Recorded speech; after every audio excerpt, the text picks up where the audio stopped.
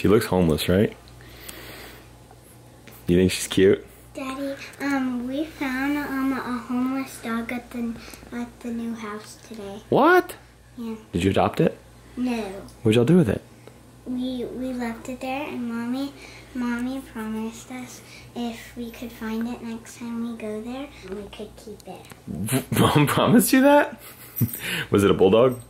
It was a baby dog. Oh, I haven't seen that. We found it in the dirt piles.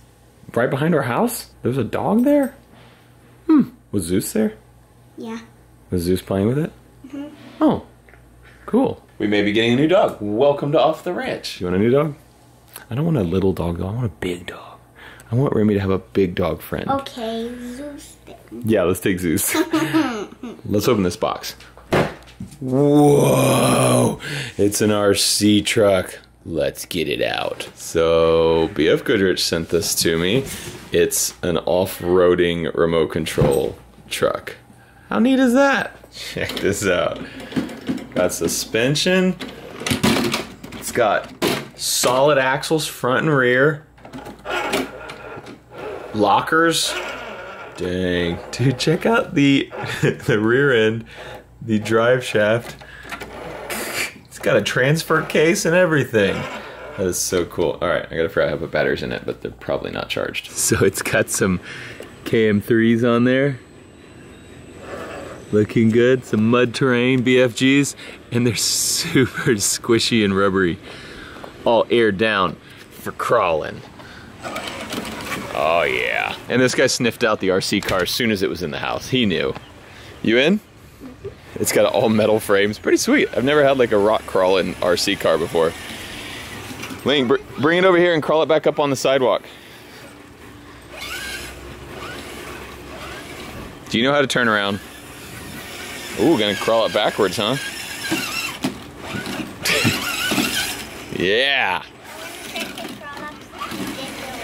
Alright, that one's pretty high.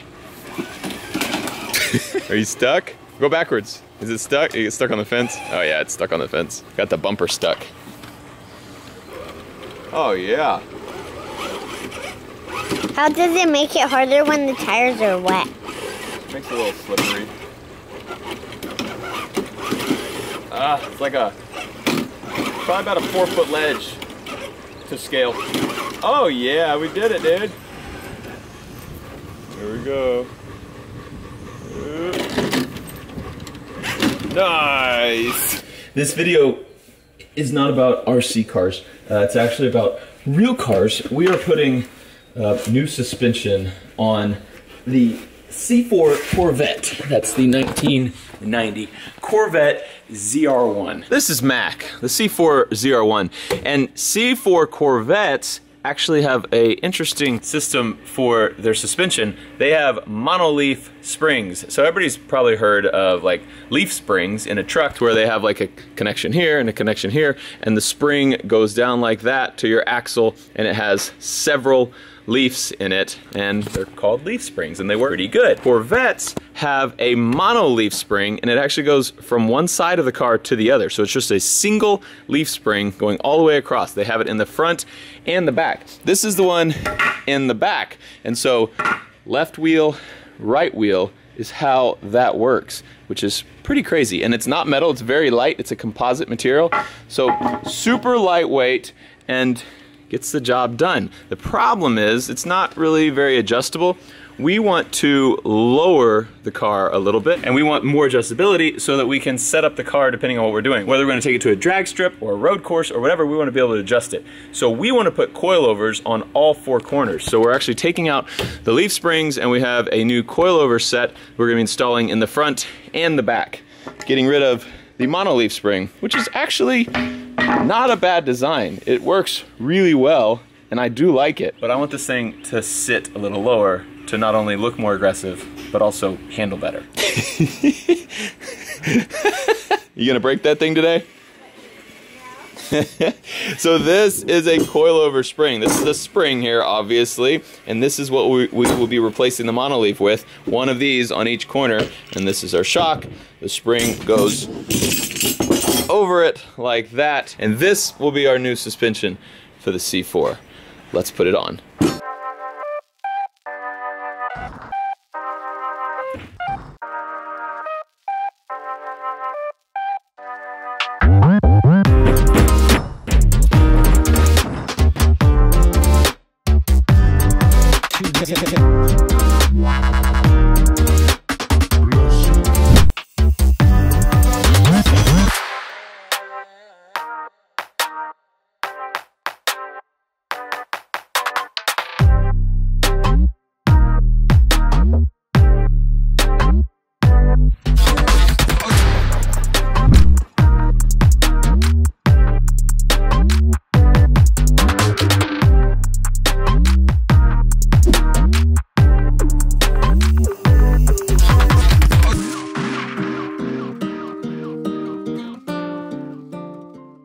New brakes, new spring, new shock. We got a new outer tie rod here. We got new ball joints, new bushings. So the front, hey dude, Lincoln already broke a wheel off this thing, but we got to put back together.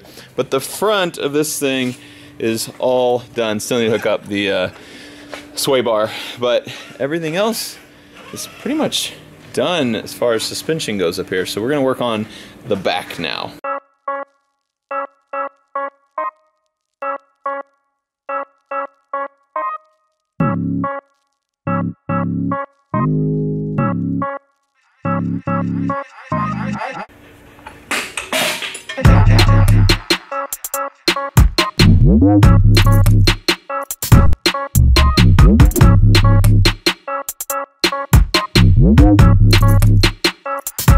That's my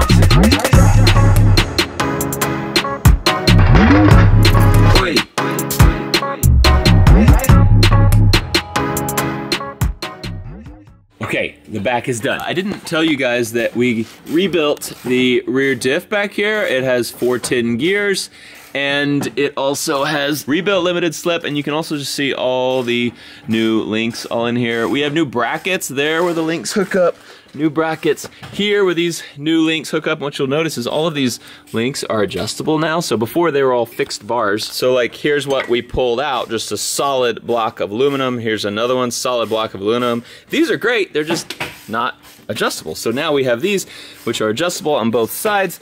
And we also have, this is the old sway bar that came off the back. We have a big old fat sway bar up in there, which will really help stiffen everything up. All new U-joints on our half shafts back here, and the U-joints also have billet caps, so they'll be really strong.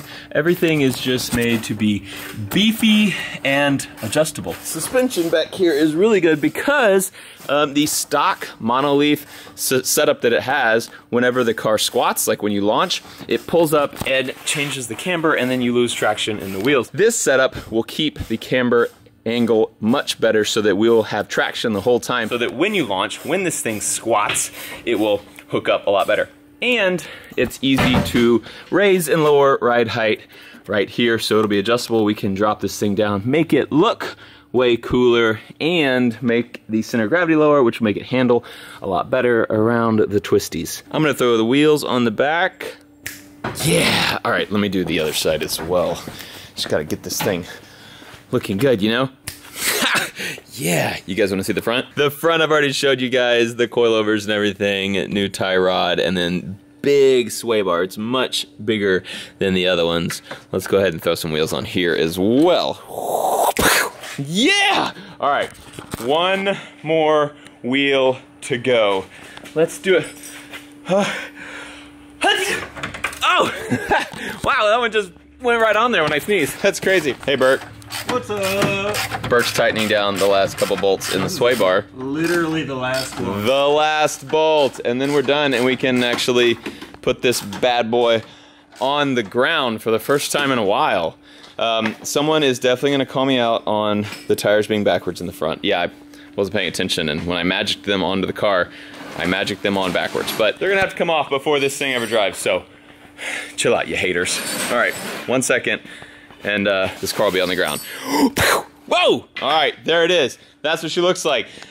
Not low at all. Okay, it actually looks like about stock ride height here and here. This probably have to go down a little bit, but you need to remember, in a stock Corvette is usually an engine in there. That. needs to go in there. So we need to add a bunch of weight to the front. Also, all of our seats, our interior, our windshield, our roof, all of that stuff still needs to be added. The whole exhaust system, full tank of gas. So a lot more weight is going to be in this, which will squat it down a little bit. And then we'll adjust the front and rear springs accordingly to get the perfect ride height. So far it looks like we just spent a ton of money on the car, and it still looks, yeah, pretty much exactly as trashy as it did when it showed up. Oh, that looks good though. Look at those Wilwood brakes sticking through there. So you can't see any of the coilovers right now through this stuff. Those brakes take up the entire wheel, but we have a lot of cool hardware down there now. The Corvette on the ground again. And now obviously we have a bunch of stuff we need to do this car. So dirty, so dirty. We took the entire interior out because, well, it was flooded. We wanted to get carpet all cleaned up or redone. We wanted to take all this stuff out, and a lot of people were like, Matt, why the heck would you do that? It was a flood car, and like, so all the electronics were fried in it. The AC controls were all screwed up, sent those off, got them fixed, need to put them back in here now. The radio was messed up, the dash, the gauge cluster, everything over there was all messed up. Got that fixed, need to put that back in. So there's a bunch of little things that we needed to get done, and now we gotta put them all back in here. Still need a windshield in here. They were supposed to come back and put it in, the glass company. They didn't come yet, so we're still waiting on a windshield. That engine needs to go back in here. We are gonna have air conditioning, and I guess I need to explain. That's the LT5 engine that came out of the ZR1. This is an LT5 that also came out of a ZR1, but this one has been all rebuilt, and rebuilt very crazy. This one has about 600 horsepower now. That one had 375 horsepower from the factory, but these valves weren't opening, so it has open and closed, and so it was only running on, and you can see the open ones are they're smaller. So it's probably only running about 40% power. 375 times 40% is like 180 horsepower or something. Maybe, something like that. Not very much power. So going from a 180 horsepower engine to a 600 horsepower engine will be way better. What else we need to do? Exhaust. We've got to put new exhaust in it. I don't know. But this is going to be an air conditioned car because it's Texas and it's hot. It's actually just, you know, late March right now, and I'm sweating out here in the shade in my barn, even with this beautiful day and a nice breeze blowing through. It's still warm. So I am going to put an air conditioner back in this car at the expense of having a little, you know, a little more power. So sorry, not a true race car, but it's gonna be close. It's gonna be pretty gnarly. The C6 burnout car. Bad news about it. I bought this car off Craigslist. It was not running well. We fixed something super easy, and now it runs like a champ. And I was going to use this car as a burnout car for the Cletus and Cars event. It was in Florida, like in a week. Unfortunately, it was canceled because of all this quarantine mess, and you can't have big events like that. So it was canceled. I was still going to go, though, because he was still going to have the Freedom 500, which was like a big race with a bunch of Crown Vics. And I was still going to go do a burnout just for video's sake, and it was just going to be all of us guys, not with a big crowd, which would make it a little not as cool, but still really fun, and I just want to rip this thing. I want to make it, I just want to cinder hard. But with the family stuff going on in my life right now, and the quarantine kind of messing with my businesses here, with Bunker, with the vet clinic, that kind of stuff, all of the other stuff going on, it's just not a good time to leave. So I have canceled my trip to Florida. So my question is, what the heck do I do with this burnout car? I just bought a junked out C6 Corvette that's not street legal. I can't drive it. It's got no lights. It's got no plates. It has a salvage title that I didn't plan on even putting in my name. I was just gonna leave it because I never wanted this thing to be street legal because it only has like 3-foot long exhaust pipes that dump right under the driver. So what the heck do I do with this thing now? Two options. There is another Cletus and Cars, so I will get to full send this thing someday. The two options are, but okay, here's the problem. It's in several months. Like I think it's in August or something. It's a long ways away, so we're just gonna have to sit on this thing, trip over this car until then.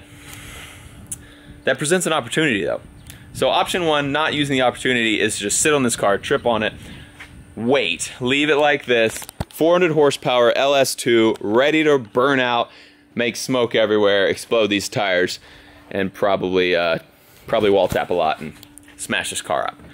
That's option 1. Option 2, since we have so much more time now, we can actually do a lot more work to this thing. And maybe 400 horsepower is not all the horsepower we should have. Maybe we could turbocharge it. Maybe we could supercharge it. Maybe we could put some nitrous on it. I don't know. I'm just thinking. So, I don't even know why I ask you guys, because I know what the answer is. You're going to be like, yeah, option 2, you dum-dum. Freaking make this thing crazy. We have lots of time now, which we did not have before.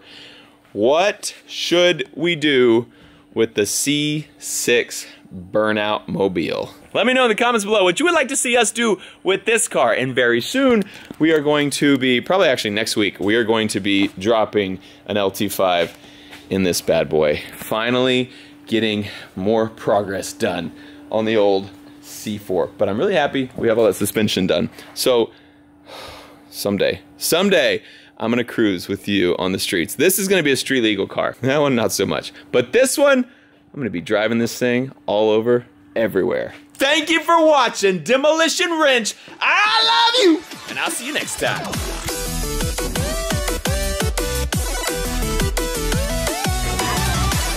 Whoa!